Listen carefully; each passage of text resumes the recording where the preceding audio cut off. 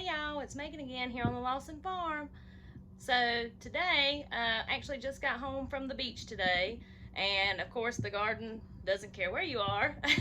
So of course came home and a lot of stuff is full. So what I'm going to be doing, I had quite a few little tomatoes. Now these were, most of them are homesteader tomatoes, which we actually thought, we had never planted them before, and we thought that they were going to be a bigger tomato, but we were badly fooled and they're only like this big. So that's fine. They're going to make perfect canning tomatoes. So we're going to can these pretty much whole, and I'm going to show you that process. It's fairly simple. You can do it either hot water bathing or in a pressure canner. I'd rather do it in a pressure canner. It's a little faster, and that's a little less time for me, which I don't have a lot of right now. I got to go back to work tomorrow, so my husband and the kids are outside shucking corn. I've got to freeze my corn tonight, and I pulled some of my red onions earlier. They had all fell over, so I'm going to let them dry so I can put them up for storage as well. So first thing you're going to want to do is I've got them in just cold water, just to kind of clean them off a little bit. Y'all see all this right here that I got out of my garden? But anyways, so yeah, so we're just gonna wash them first. Get you a pot of boiling water going, a pot big enough that you're gonna be able to drop tomatoes down in. Okay, just plain old boiling water, because we're gonna need to blanch these so we can get the peeling off of them. All right, so while we're waiting on our water to boil, we're gonna core our tomatoes. I just use a little regular knife. I think you can buy coring knives, but I don't fool with that. Alright, so you just pretty much cut around the little green part.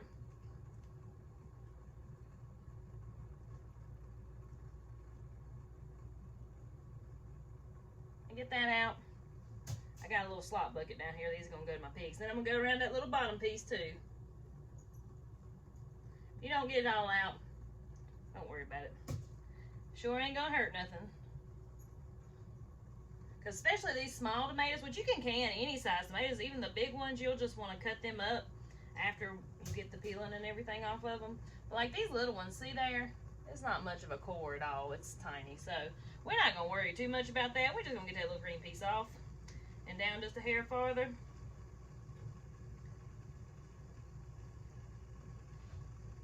Now I am going to warn y'all that canning tomatoes is not a clean process, so make sure you got on old clothes, and I've got me a towel laying down here too on my counter, because it's a little messy. That's all right. So this is a mixture of, like I said, them homestead tomatoes. That's mainly what these are, these little tiny ones. I got a few Romas in here. I just picked what was right, what was ready to be picked, because we just don't want to waste anything. I don't want them to hang out there and rot. That would hurt my feelings more than anything. Alright. So my water is good and boiling. I can hear it and I can see it. So what we're going to do now is we are going to drop these in the boiling water.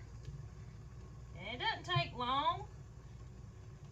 You wait for the skin to start looking wrinkly. So maybe like a minute, if even that long.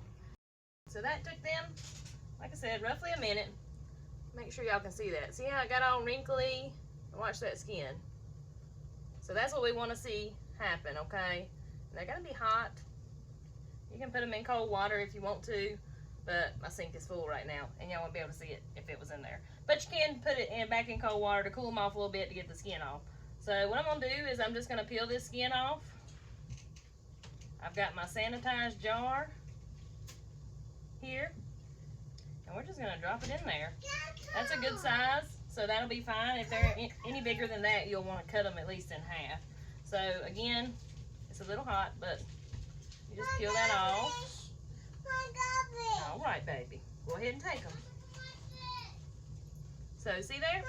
You got a nice, easy peeled tomato.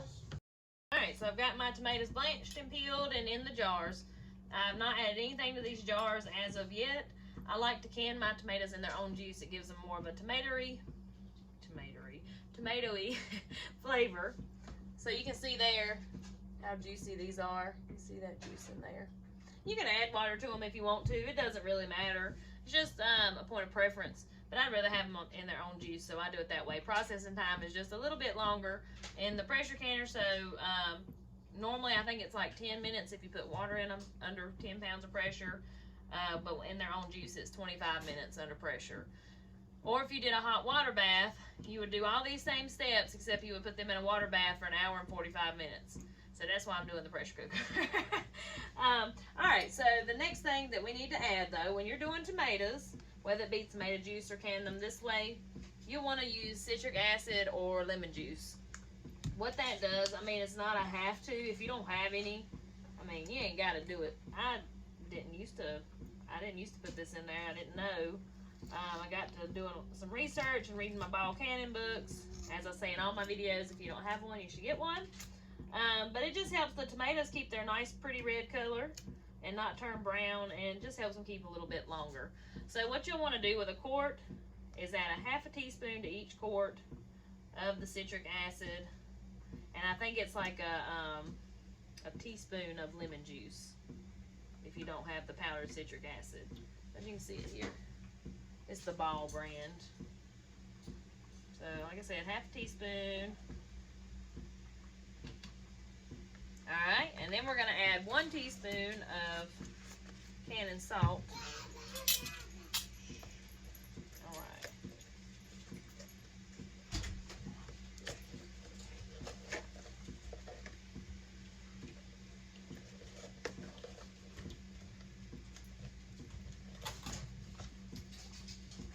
So we'll do 2 of these because this is a little half a teaspoon. Hey, baby. I'm making tomatoes.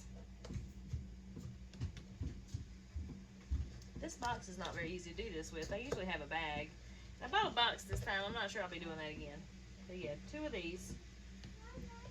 And of course you always, like I say, use canning salt because it does not have iodine in it. It makes your stuff keep a little longer.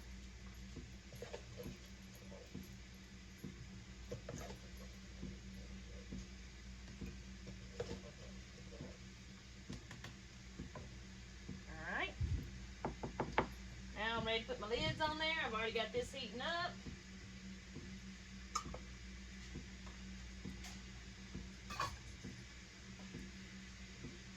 If you don't have a little magnet thingy either, and you plan on doing a lot of canning, this will save you a whole lot of burnt hands. So my canner holds 7 quarts. I do not have 7 quarts of tomatoes, but I needed to go ahead and get these done. Technically, your canner is supposed to be full. So what you can do, get your jar, fill it up with water. You got an old lid, like I saved some of my old lids so I can put them on my stuff that's already canned. And I got distracted. Oh, and put that old lid in a ring on just a jar of water and put it in there just to fill your empty spaces so your jars won't bust during the canning process. Alright. So I'm going to do that, and I'm going to let these go for 25 minutes whenever they build up to 10 pounds of pressure. And I'll get back to you. Just got my tomatoes out of the pressure canner. They cooked under pressure for 25 minutes under 10 pounds. So I just want to show y'all here.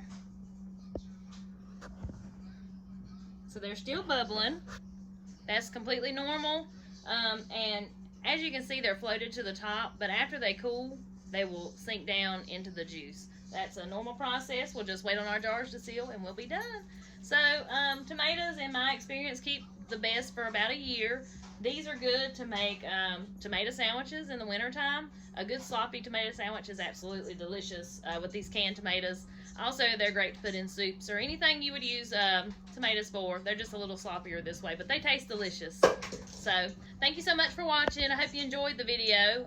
Please consider subscribing to the channel if you haven't already. And I will talk to y'all next time.